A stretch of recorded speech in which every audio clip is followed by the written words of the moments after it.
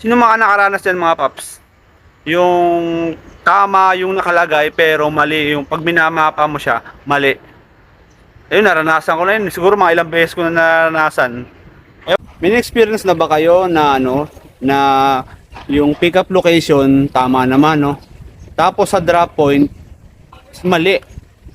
Oo, mali siya. Bali, nag-pick up kasi ako sa Las Piñas, no, nung sa araw. Las Piñas. Tapos ang drop off niya Baclaran sa Baclaran Church.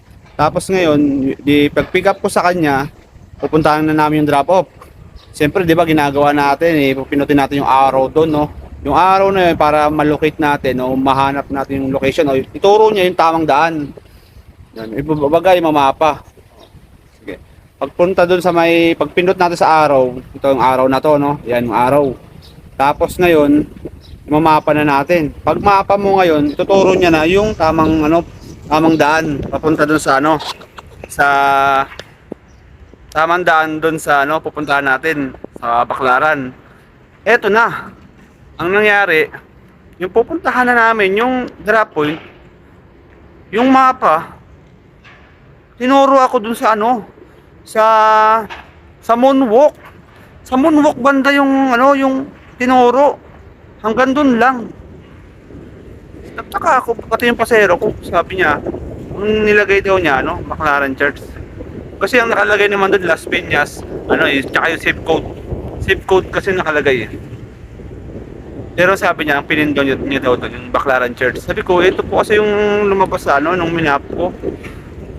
Eh, paano yun? Eh, sabi ko, paano nangyari yun?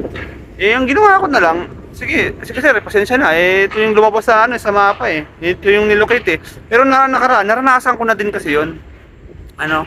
Doon na naman din sa may sa may Top Avenue.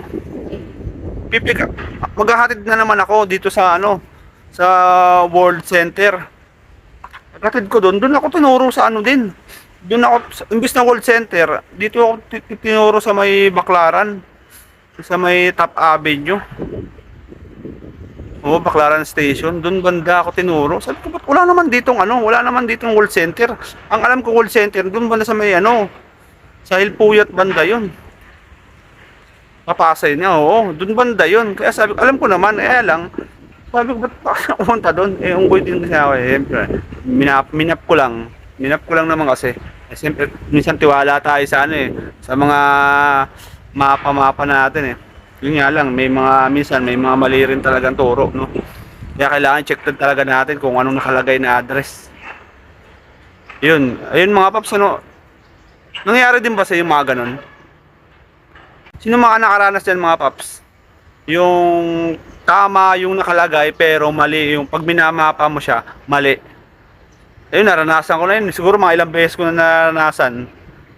Habang maghihintay ka ng booking, pati mo i-try muna itong 1xBet, register ka na para makuha mo yung up to 7,000 na bonus. Dito sa 1xBet, madali lang manalo. Impure lang kaibigan, mag-register ka lang gamit yung PopsBen na code. Pwede ka dito mag-cash in, mag-cash out gamit yung GCash, Paymaya, crypto o bank account.